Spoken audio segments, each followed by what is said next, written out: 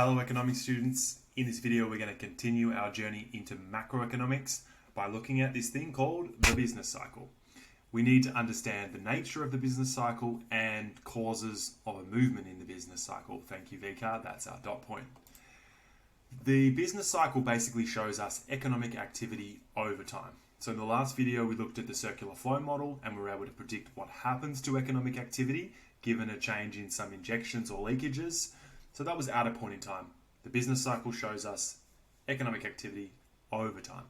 The reason it is important or exciting or uncovers something for us is that economists have observed that economic activity moves in a pattern. It moves in a cyclical pattern over time. And we need to understand the pattern and the 4 different stages of that particular cycle. So let's have a look. First of all, you can see we have economic activity or real GDP on the y-axis, over time on the x-axis. So the blue line is our economic activity. And we're going to start with a contraction because that, of course, is where the Australian economy is right now in 2023. And as the name suggests, a contraction is when things are getting smaller. If something contracts, it gets smaller. In this case, it's the economy getting smaller or economic activity decreasing. Now, the current contraction is going to continue until we get to a point which we might call the trough or the bottom of the cycle. So economic activity is going to eventually get to a point where there is plenty of spare capacity in the economy. Prices start to decrease. We currently have inflation now, but we're sort of still up here probably. But we're going to get down here where prices start to decrease, and that's going to stimulate some spending. And it will turn the business cycle, or it will turn the cycle, right? If we have a trough that is really bad, we would call that a recession, and that's when we have 2 quarters of negative economic growth. We're not there yet, but who knows? So out of the trough, we move into an expansion. The economy starts to expand. And like I said, it's usually because prices become either negative or things become very cheap, and that stimulates spending. So as we move up the expansion, people start to get jobs.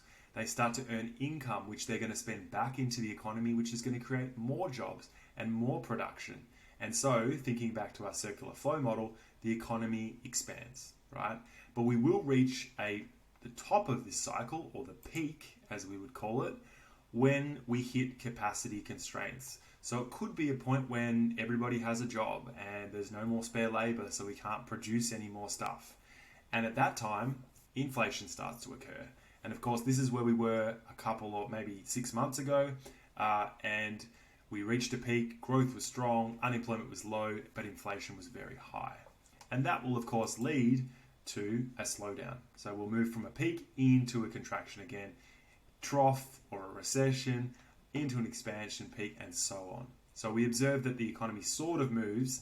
And of course, this is a very stylized example. It's not this simple in the real world, but it does sort of move in this pattern over time.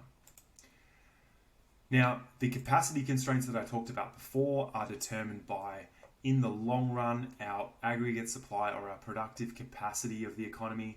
So the short-term movements on the blue line are determined by spending, but the long-term trend in growth is really determined by what we're going to come to know as aggregate supply or our productive capacity. We'll come back to that when we look at aggregate supply. So let's just quickly look at each of those stages again so you really understand them. A contraction is when economic activity is slowing down. Inflation would decrease. We may even get, we'd get disinflation, which we'll learn about later. The unemployment rate rises, which slows spending. Then we get to a trough, which is the bottom. Could be a recession. Prices actually might start to decrease at this point, and unemployment is really high. But the prices decreasing will encourage some sort of spending, and economic activity will expand again in the expansionary phase. Prices start to rise again, unemployment starts to decrease, and the economy starts to be stimulated. We do get to the top, the peak, we've reached capacity, prices are way too high, the labour market is way too strong, and eventually we have to slow back down and move into a contraction again. Now, this is the business cycle in Australia over the last 7 years. You can see there's a little bit of this cyclical movement, but not too much. And I think that's just been distorted by this big movement here in 2020. And there's no prizes for guessing what that was. This was in fact our recession, our COVID-induced recession. And if you think about the circular flow model, businesses were stopped producing, which means they didn't need labor, so the unemployment rate went up. That means people didn't have income, so they couldn't spend, which means production went down further. And that's why we had this large contraction or our recession in 2020. We came out of that recession with an expansion, and then we had another lockdown again, so we had a little contraction, and back into an expansion now, and who knows where we're going next. Well, I think it's probably down. All right, so just to put this all together, we will start to talk about aggregate demand and aggregate supply. And really, this blue line is aggregate demand in the short term. Economic activity is determined by spending in the short term because businesses will just respond.